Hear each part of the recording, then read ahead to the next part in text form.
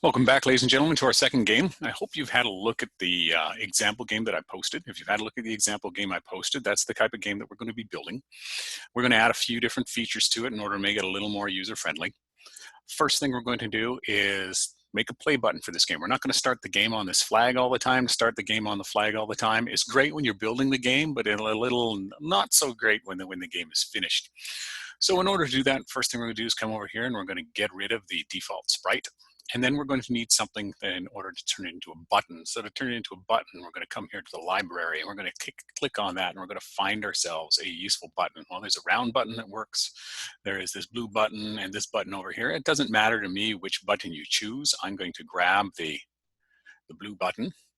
And as soon as I get the button, I'm going to rename it play button.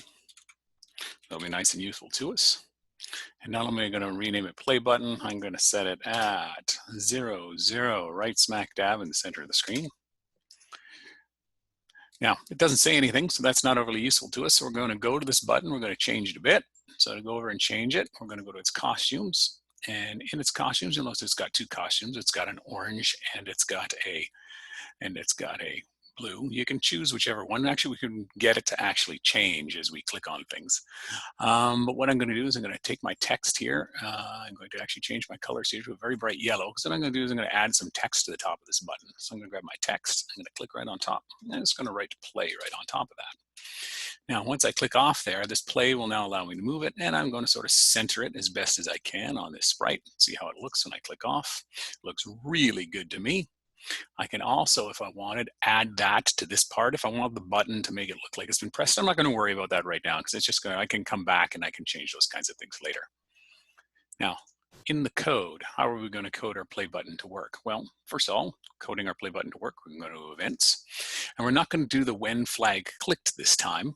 So for this game, we're going to do a when the sprite is clicked. So when this sprite clicked, so our game will activate when we press this button.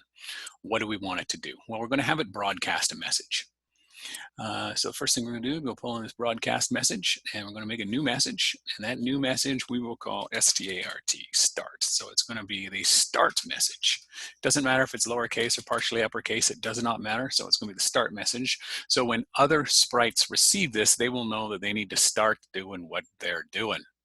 And then, of course, when you press the play button, you want the play button to go away so that the rest of the game can play. So we're just going to bring in a nice hide right here. Now, it's all fine and dandy when we do this, because now when we actually press this button, it goes away. The problem is it never comes back. So just for the while, while we're working on making the game, we'll always put a little show right here. So every time we want to restart the game, we'll just have to click that to start. As we progress through the game, we will program the game so that comes back. Now, the play button is essentially finished. That's useful to us. Next thing we need is a hero. Every good game has a hero. Now, to find a hero for your game, I want you to go into the library, and I want you to find a sprite to be your hero. And it's going to be nice to have a sprite that has multiple costumes to it. And you can tell if a sprite has multiple costumes because that sprite will move. Here, as I put over the bowl, it doesn't move. If I come to the bat moves. So choose one, find something that you like. I am going to use a sprite that I've already prepared. I originally got it out of the library. I'm going to use my hero sprite. When you bring your sprite in, you see I've got a crab there. You're going to want to rename it to hero. So give it a name. And then when they first come in, they might be random somewhere. And what I'm going to do is I'm going to move this down near the bottom of my screen. So it's okay that it's off the bottom of the screen right now because we're going to adjust this just a little bit. Now, with this particular sprite, once it's in, we need to code a few things for it. It's a little big. It's big for the screen. We're going to shrink this thing down, but we're going to shrink it down after we get a couple of events. The first event we're going to grab with it is when I receive start. So when it receives the start command, we're going to activate this. And really, it's going to start. We're going to make sure it's the proper size. We're going to make sure it's in the proper place. And then we're going to get it to move. And getting this to move is no different than the way we got our paddle inside the Pong game to move. So he's a little big. So what I'm going to do right now is come down to looks. I'm going to grab set size to. And everybody's is going to be a little bit different. I'm going to set my size to about 35%. And so if I just click that, you'll see he gets much smaller compared to the size of the game. About this size will work. 35% may work for your sprite. 35% may still be too big or might be too small for your sprite. All of our numbers will be a little different. Try to make it similar in size to the one that I've got.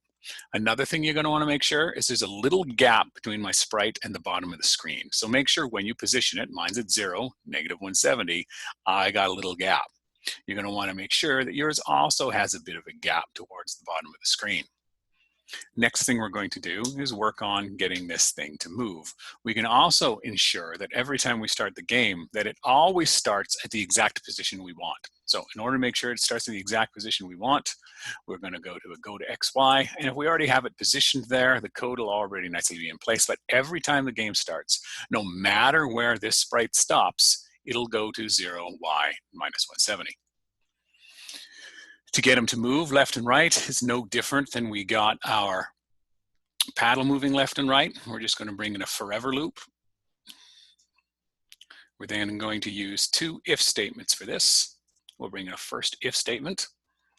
So to get them to move left and right across the bottom of the screen, I'm just going to use the key press. So we're going to use sensing.